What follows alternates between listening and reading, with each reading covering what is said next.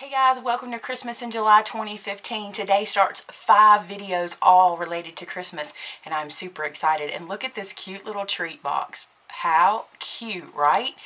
So I started a Pinterest board called Christmas in July for you, by you, and I encouraged people from my Facebook group first to go over and pin things they'd like to see made during this week. And this is one thing that was sort of pinned. It was something like this, but not exactly. And if you want to see the actual pin, I'll link it below. But I thought I would try to do my own version. And it's not exact, but it's pretty dang close. And I really think it's cute. So let's get started. So the first thing you're going to need is a piece of paper. Now this paper measures 8 by 11, and the reason it does is because I cut off 1/2 inch. Okay, so instead of it being 8.5 by 11 paper that we normally use, it's 8 by 11, but don't discard that 1/2 inch because we're going to use it too. Alright, so you've got your 8 by 11 piece of paper. By the way, I'll put all the dimensions in the description below so you don't even have to think about it. So just because I'm saying them, don't try to keep up, just know I'll have all the dimensions below. Okay, so we're going to score first. Our first score mark is 2 inches, and we're doing this with the long side in our scoreboard. Okay, so we're on the 11-inch side. 2 inches, 5 inches, 7 inches, and then 10 inches. Ooh, folding my paper up. Okay, so that's your first set of scores along the long side. Now we're going to turn it and we're going to score on the short side. And for this one, we're going to score at 2 inches, and then we're going to score at 6 inches. That's all the scoring we need to do on this side. Now, I want to point something out to you. This is going to be our front panel, which is the apron. And notice that I scored all the way across the apron. That's because it's not going to matter. You're going to cover it up with this panel piece anyway. So I'm going to show you what we cut away, but we're still going to just do that score just to save ourselves some time with the scoreboard. So here's what happens. We're going to cut some pieces off of this. Number one is this little bottom corner here. It's really a little rectangle. We're going to cut this piece out because we don't need it, and it'll just get in our way when we go to fold and close it up. So there's that piece gone. Now at the top, we're going to get rid of several pieces. I'm going to use my pen to help me show you. From this, is this a 5-inch? Yeah, this is the 5-inch score mark here. We're going to get rid of all of this. Okay, and we're going to get rid of all of this. Now, I don't suggest you use your pen to do that because I suggest you save these pieces to use in projects later because they're plenty big enough. But for me today, I wanted to show you exactly which pieces we're getting rid of. So we're using these score lines that we created. This is the 2-inch score line.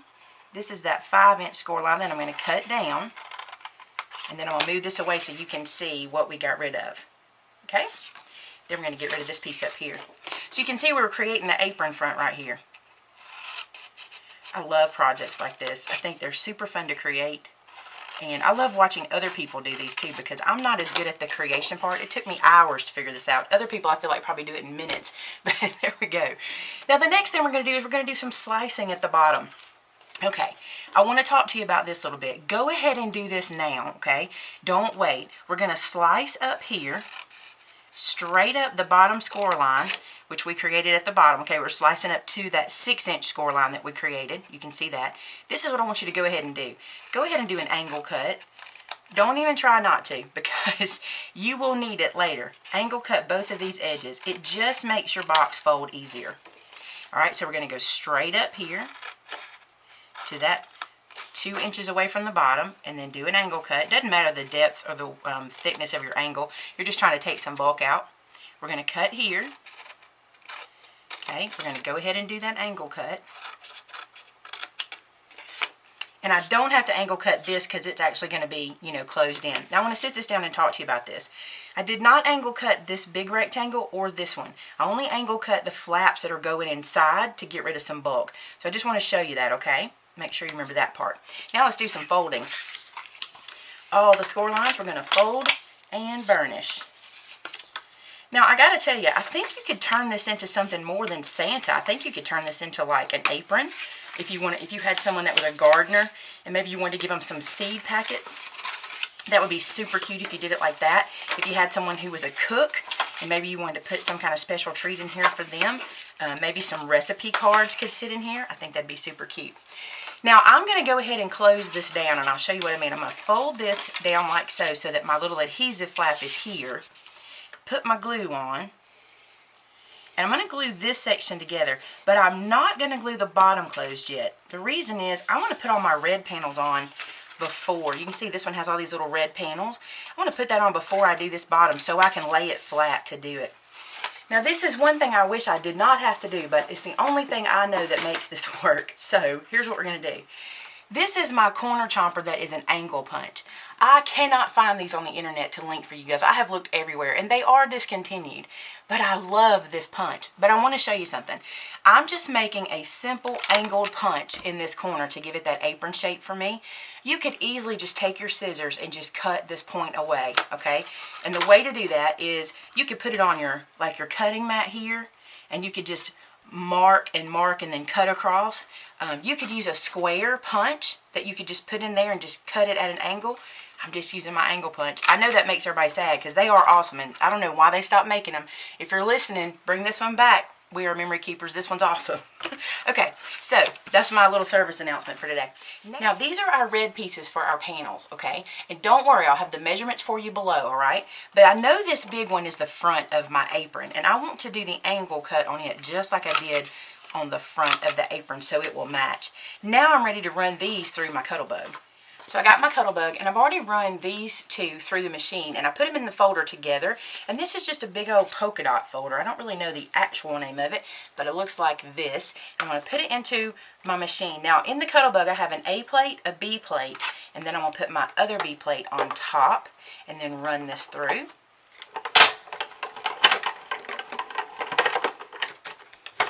There we go. So now we're all embossed.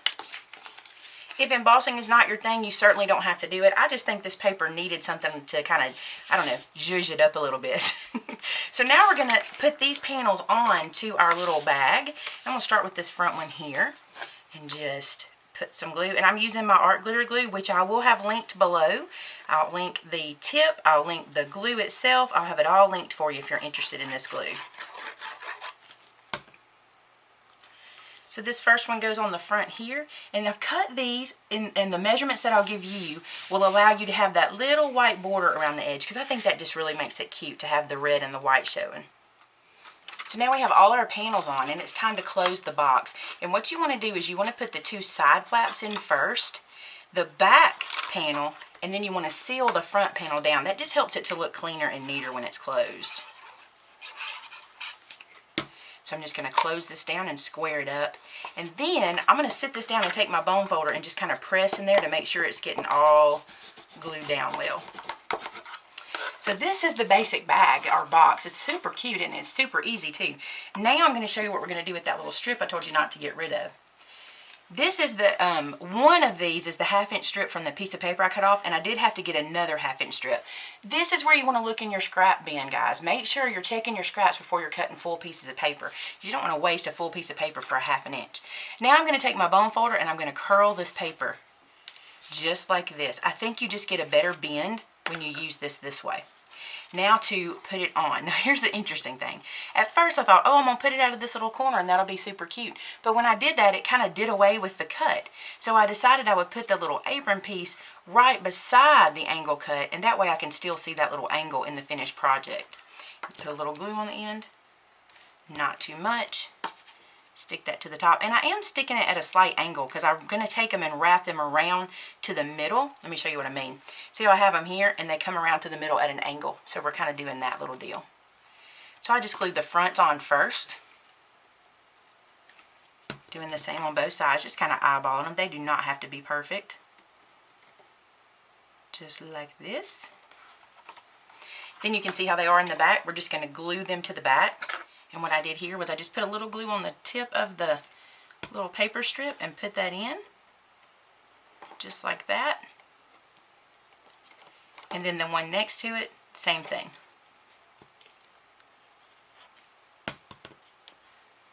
Just right next to it. I think that's cute how they cross over in the back. Now you may decide you want to fill this with something before you do your little straps. Like if you want to put, say, a soda bottle, wouldn't it be cute if you had like a root beer coming out the top of this? I think that'd be super cute. Now a couple more things to finish this guy off. Now this is our little belt piece, and I'm going to score this in the scoreboard, making this easier to turn. And here's where we're going to score it. We're going to score it at 2, okay, at 4, at 7, and at 9. This is just going to make it easier to put this onto our little box. Now for the belt, I'm going to put the solid piece on the back. The reason is when I bring this around and overlap these two pieces, I'm going to cover that seam with the belt buckle. So here's what I'm going to do first. I'm going to put some glue in the center back panel that we scored, like so. And then I'm just going to decide where I want it on my box. Now I moved it down a little bit. You could put it right at the, the apron line or what have you. See how I did it kind of low? You could put it right here if you wanted to, but I think it's kind of cute low like that. Just going to make sure I have this on here good. Then we're just going to go around the sides, adding glue and bringing this up just like that.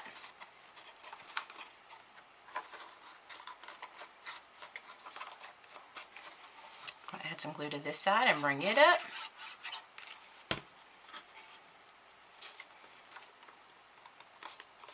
Now you could use dry adhesive here too. You don't have to use wet adhesive. I just am addicted to this glue. It's just what I use all the time now.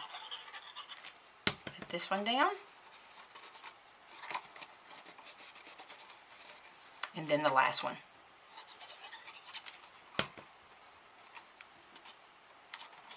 Nice and easy, just like that. Now let's talk belt buckle. On the first one, what I did for the belt buckle is I cut 2 squares. This was an inch square and a 3/4 inch square. And then I used my corner chomper to round those edges. And I don't know that I love that, so I'm going to change it on this one. I'm not going to round the edges. We're just going to use the squares. I think it may look more like a belt buckle, or at least to me it will, I think. So then we're just going to put this little piece on the front. And I kind of cheat the system because instead of cutting out a square in the middle of that, I use this little piece of black to look like the belt is running through it. For me, that's just easier. Now, if you have a Cricut or a die cutting machine or anything like that, you can typically find a belt buckle on there that you could cut. So if you're making a bunch of these, you could cut out a cute little belt buckle. I do like the square better. Tell me what you think, round or square. Everybody's going to have a different opinion, but I like the square better. Okay, now for some more fun. See how I have these little snowflakes at the top? It's a little punch that I have, and I'm just going to use some of this scrap paper. This is one that I actually wrote on when we were doing this. So then I have these 2 little white snowflakes, and I'm going to glue them right to the front as if they were snowflake buckles, or buttons rather is what I'm trying to say. So there's that one, and there's that one, and then I added one more little touch. I have these sequins, just a whole bunch of them, and so I found these little black ones in here, and sometimes I do this, I kind of take these apart and use them for other things. So I'm just going to get off a couple of these little black sequins and put that right into the middle of each one. You could put brads, like you could brad these through before you put that front panel down. That would be super cute too if you wanted to do something like that. If I can pick this up, we'll get it done. So because it's Christmas in July, I've brought back all of my Christmas and fall stamp sets into the store. This is one of them. This is called Santa Stuck. Now there's a chimney, there's Santa's little bottom end, there's all these little sentiments. Merry Christmas, hurry down the chimney, Santa, ho ho ho, and Rudolph, we have a problem. I'm going to use ho ho ho today. I think it'll be super cute with this little bag. So what I'm going to do is make a tag to hang off of the bag. And I'm going to use some tuxedo black ink. I use it all the time. It's one of my very favorites. And I'm going to ink this up really good. I love this font. This is so cute. Okay, and I'm going to come kind of low to the bottom and stamp ho ho ho. When you have big stamps like this, be sure to get the center, put some pressure in there, because no matter what, sometimes these blocks are kind of, I don't know, they're kind of bent in the middle, so you want to make sure you press in the middle. Now I'm going to use my angle punch again, but you could certainly do this by hand, or you could use the corner rounder punch too. I've also cut a mat for that tag, so I can have some red sticking out. And I'm going to adhere this on top of this. Now I'm going to use a crocodile or a hole punch, either one, and I'm just going to punch a hole in the top of this so I can run some baker's twine through it. Now, on the back of this you have plenty of room to write, or you could use my stamp set called Made with Love and put uniquely homemade for you or anything like that on the back, which would be super cute too. Okay, so let's use some baker's twine. I have some black and white, which I think will be cute to add another color. You could use green and white too, that would be cute. And I've told y'all that lately I have enjoyed wrapping my baker's twine or doubling it up. I just think you get a prettier look if you at least double it. And if you triple it, it's even better. I don't know if I can triple it. Maybe I can. Let's do it like this. So I'm going to do a little slip knot here, okay? So I'm going to poke this loop through the hole we created in the tag, bring that out. Then I'm going to open this loop up, grab the string from the front and pull it through to give myself a little slip knot. I think this is the easiest way to tie something onto a package, in my opinion. Then I'm just going to take this little gift. I'm going to try to do it laying down. And I'm going to tie this, not me laying down, but it laying down. And I'm just going to tie this on.